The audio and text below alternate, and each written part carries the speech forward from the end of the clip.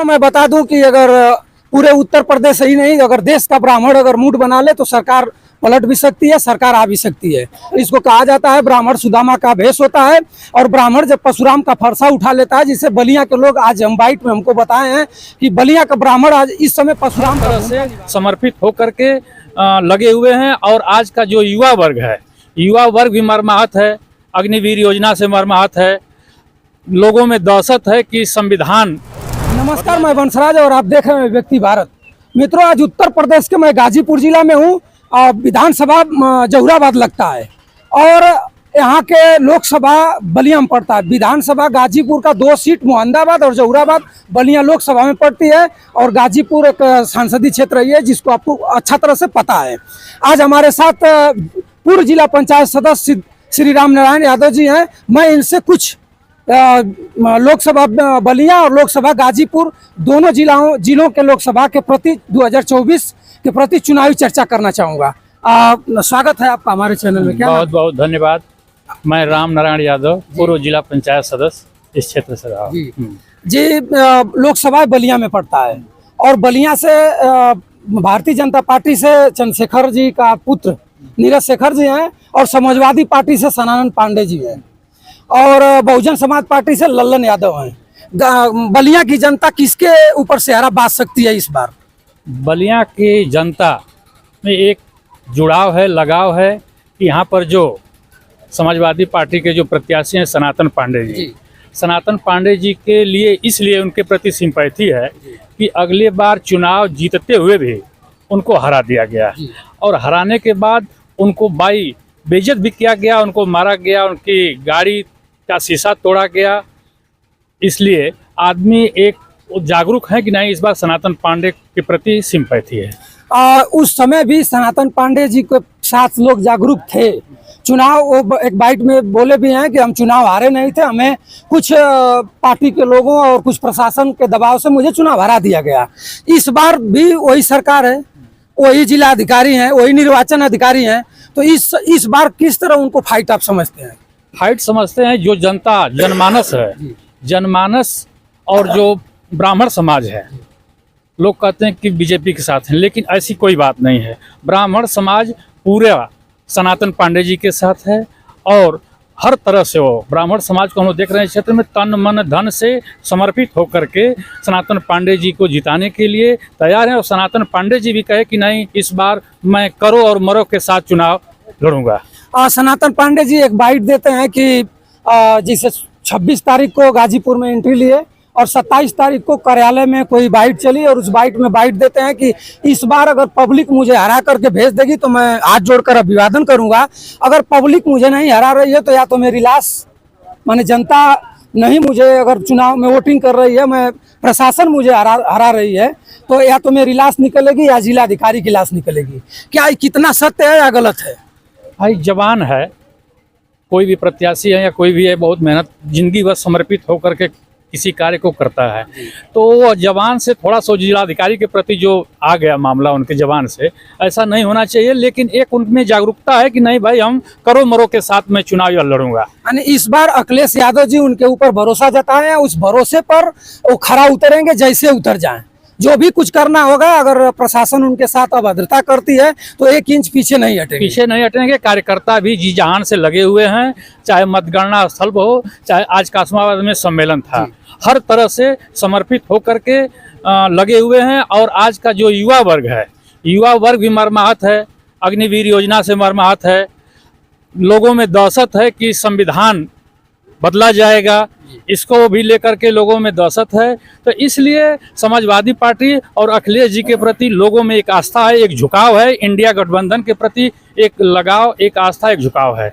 गाजीपुर में पूर्व में सांसद जी थे अफजाल अंसारी साहब, बहुजन समाजवादी पार्टी, बहुजन से उनको टिकट था, बहुजन का सिंबल था, समाजवादी का गठबंधन था और न वो इस्तीफा दिए, न उनको बहन जी अपने पार्टी से निकाली और समाजवादी पार्टी उनको टिकट दे करके छोड़ दिए और चुनाव लड़ रहे हैं। इनकी क्या स्थिति रहेगी, पारस राय या डॉक्टर उमेश सिंह या अफजाल अंसारी? सीधे सीधे आज यहाँ की सिंपैथी है अफजाल अंसारी के प्रति। अफजाल अंसारी क्यों? कि ये लोग शोषित पीड़ित की आवाज़ हैं, जनता की आवाज़ हैं, जनता के लिए हर समय लड़े हैं, रहे हैं। वो पूरा परिवार भी राजनीतिक है।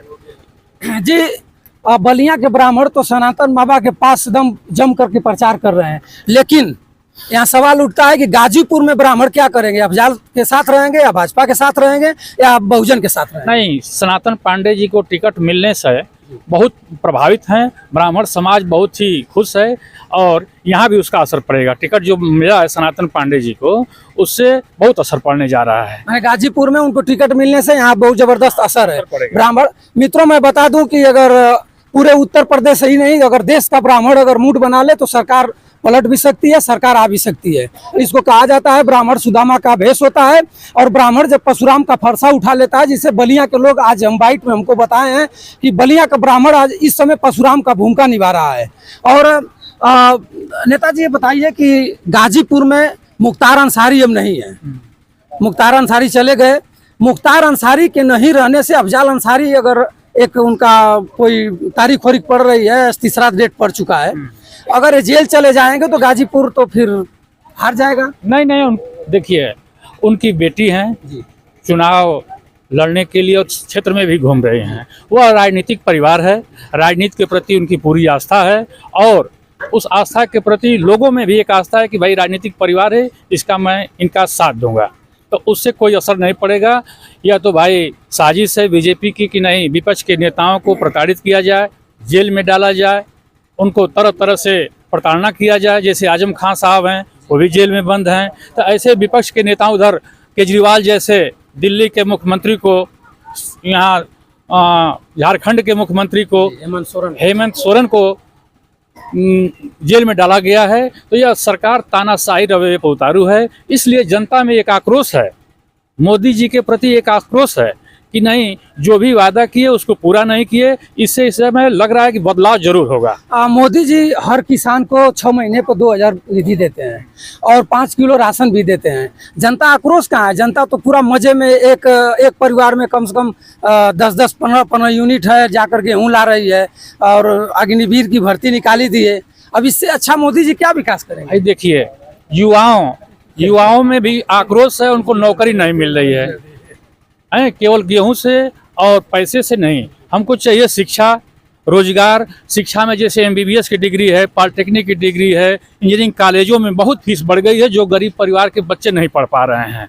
तो इसलिए यह जरूरी है कि नहीं भाई, पहले शिक्षा पर सुधार हो, पढ़ाई पर सुधार हो और जो भी योजनाएं हैं उसको जनता तक पहुंचाई जाए। नौजवानों के भविष्य के साथ जो खिलवाड़ हो रहा है, जैसे देखिए कोरोना का वैक्सीन है, वैक्सीन पर पूरा देश में तहलका मचा हुआ है, हाहाकार मचा हुआ। लग रहा है कि बीजेपी की कोरोना वाली वैक्सीन ही ले डूबेगी, ऐसा प्रतीत हो रहा है। यानी हर लोगों को जीवित रहने के लिए कोरोना का सुई मोदी जी ने लगवाया है, दबाव बनाकर लगवाया। हर बैंक और हर ट्रेन और टिकट और खाता पर ऑब्जेक्शन लग गया कि जब तक सर्टिफिकेट नहीं रहेगा तब तक आप घर से बाहर भी नहीं जा सकते हैं। और आप बता रहे हैं कि लग रहा है कि इस बार वैक्सीन इनको साफ कर देगी। भाई गांव-गांव में चर्चा है, माने दिए गांव-गांव में पॉइजन उन्हीं के पर रिएक्शन कर रहा है। पत्रकार महोदय जी, गांव-गांव में सब लोग जान गए कि नहीं वैक्सीन से कितना समस्या है। कांग्रेस की सरकार थी उस समय, चेचक की थी, कुत्ते काटने की दवा थी, हैजा की ये था, जो भी दवाइयाँ थी उस पर परीक्षण हुआ तो सफल निकली। लेकिन यह अपने कमीशन के चक्कर में ये लोग पूरे आम लोगों के भविष्य के साथ बीजेपी ने खिलवाड़ की है। कोरोना वैक्सीन लगवा करके नौजवान लोगों का हार्ट अटैक हो रहा है। क्यों हो रहा है भाई? अरे भाई, कोरोना की वैक्सीन लगवाए थे। यह परीक्षण हो रहा है, मेडिकल में बताया जा रहा है। ये जांच का विषय है। नेताजी, इस समय जहां हम लोग खड़ा है, जहुराबाद विधानसभा है। यहाँ के गठबंधन विधायक ओम प्रकाश राजभर जी हैं। उनके बेटा को, वहाँ बड़ा बेटा को, अरविंद राजभर को मिल गया है टिकट भारतीय जनता पार्टी से। वो गंगा जी में नहुआ का छत मार कर उनको शुद्ध बना दिया गया है। इसमें वो सही है। कुछ उनकी भाषा वैसी थी कि बोलते थे अन्न बन, तो भाजपा के लोगों ने उनको अशब्द बोलता था और कहते थे लोग कि ये गड़बड़ है, पागल है, मैंने बहुत ढंग की बात कहते थे। इस समय यहाँ जहुराबाद का वो विधायक हैं, उनका जो वोट यहाँ बेस वोट है, क्या सनातन पांडे के साथ रहेगा या उनके इशारे पर भाजपा के नीरज शेखर के साथ रहेगा या बहुजन के साथ रहेगा या मनमाना हो जाएगा?